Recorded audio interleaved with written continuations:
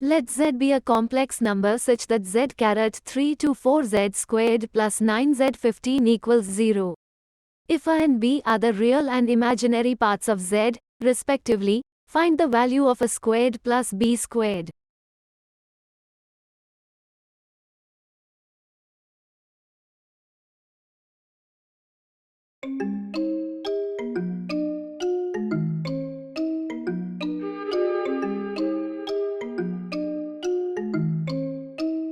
BeatbyShahed.